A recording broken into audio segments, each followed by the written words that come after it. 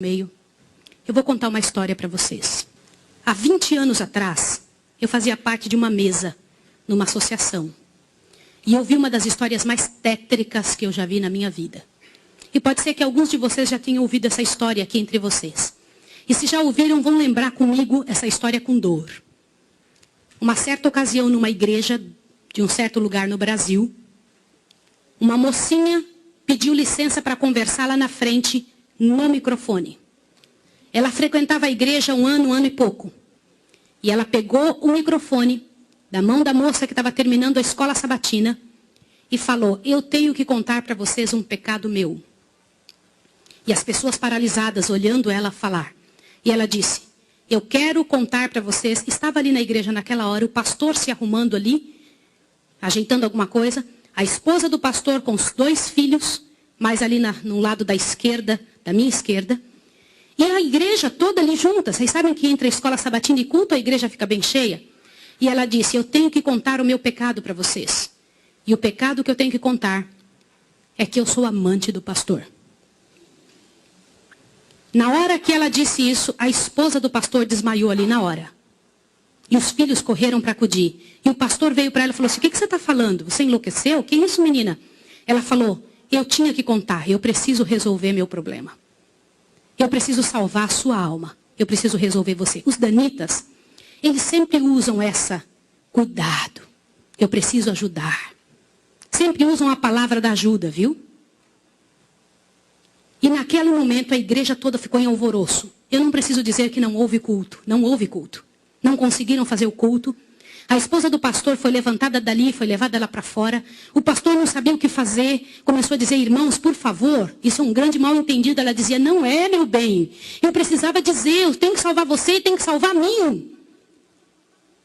E ela foi levada para um quartinho, a esposa do pastor foi atrás e começou a conversar com ela, e falou com ela, e foi um alvoroço muito grande. E ela disse: olha, eu vou te provar que isso é verdade. Nós combinamos que ninguém nunca ia saber. Foi uma coisa muito bem feita. Mas eu preciso te contar. E falou para a esposa do pastor. Prestem bem atenção no que eu vou dizer. Falou: só tem uma maneira de você me acreditar. Vem aqui. O seu marido tem uma marca na genitália dele. E a marca é assim, assim, assim. E a esposa olhou para ela e acreditou nela na hora. Sabe por quê? Porque aquele pastor nunca tinha tido contato sexual com nenhuma pessoa, só com sua esposa. Eles se casaram virgens. E ela disse: ninguém sabe disso. Como é que essa moça sabe? Consegue imaginar o que é isso? E ela também nunca tinha contado isso para ninguém. E ela pegou a esposa do pastor, passou a acreditar. E ela contou detalhes sobre o corpo do pastor, detalhes sobre ele, até de coisas que ele falava enquanto dormia. Preste atenção. Eu não preciso dizer para vocês que aquele casamento acabou. A igreja todinha daquele pastor entrou num estado de bancarrota que vocês não têm ideia. Uma palavra, como diz Tiago, pode estragar a vida de uma pessoa para sempre. Sabe quantos anos se passou dessa história? Até que eu fiquei sabendo, isso foi há 20 anos atrás que eu fiquei sabendo. Já tinha se passado 20 anos que isso tinha acontecido. Por que eu fiquei sabendo dessa história? Foi numa mesa, numa comissão, numa associação. O presidente um dia nos chamou e disse o seguinte: irmãos, eu preciso da ajuda de vocês e oração por algo. O que foi? Há 20 anos atrás aconteceu a história de um pastor e contou toda a história para nós. Foi numa igreja assim, assim, assim, e nós tiramos a credencial desse pastor. E esse pastor foi para um sítio e ficou sozinho. A esposa dele é casada, tem outros filhos, está vivendo a vida dela. Mas eu fui chamado, olha o presidente nos contando. Eu fui chamado há alguns dias na casa de uma senhora com os cabelos todos brancos morrendo de câncer. E essa mulher morrendo de câncer pediu muito para falar com um pastor. Mas tinha que ser o presidente da igreja adventista. E eu fui até lá porque eu sou o presidente. Quando eu cheguei lá, a mulher me contou que ela tinha sido a moça que tinha falado aquilo do pastor. A amante, a suposta amante do pastor. E ela contou para o presidente que ela havia inventado toda essa história. Mas como que ela sabia dos detalhes do corpo do pastor? Na ocasião em que ela tinha se apaixonado pelo pastor, Ela trabalhava como faxineira dentro do hospital. E o pastor foi internado, prestem atenção, internado para uma cirurgia de apêndice e passou muito mal. E ela era amiga de uma enfermeira. E entrou dentro do quarto junto com a enfermeira, destampou o corpo do pastor e olhou o corpo do pastor todo, durante o tempo em que o pastor estava dentro do hospital em coma. E quando o pastor falava algumas coisas, ela ouviu o que o pastor falou e ela olhou os detalhes do corpo do pastor e guardou. Satanás plantou na cabeça dela 1 ano e ela formulou e acabou com a vida do pastor. E o presidente pegou uma credencial, foi lá no sítiozinho onde o pastor o coitado daquele pastor, o caluniado estava, e chegou para ele e falou, junto com uma comitiva dos irmãos, pastor, eu vim aqui te entregar a sua credencial de novo, nós descobrimos que era mentira. Sabe qual foi a resposta do pastor, irmão? O pastor disse assim, vocês me devolvem minha família e meus filhos também? Vocês me devolvem minha reputação? Se vocês não devolverem junto, eu prefiro ficar aqui. E esse pastor, uns dias atrás, eu soube que ele morreu lá naquele lugar. Quem foi a assassina daquele pastor? Não foi só aquela mulher, foram todos que falaram junto.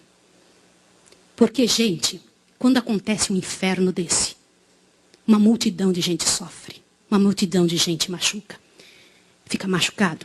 Meus irmãos, vocês me perdoem ter que falar sobre isso, mas é verdade. Existem muitos lugares que eu tenho muito medo de pregar, mas eu vou igual se me chamam. Porque eu vou falar uma coisa para vocês. Ontem à noite eu comentei que a vida de quem prega essas verdades é altamente prejudicada. Uma coisa desse tamanho é passada de boca em boca, de forma que apareça o inferno no final. Será que existem danitas no nosso meio? O céu é um lugar tão fabuloso. Não vale a pena, meus irmãos. Não vale a pena. Deus tem mais para a nossa vida. Tem mais coisas para ocupar a nossa mente.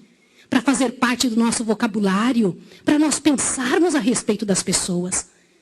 Vamos fazer um exercício? Pense bem da pessoa que mais mal você sabe dela.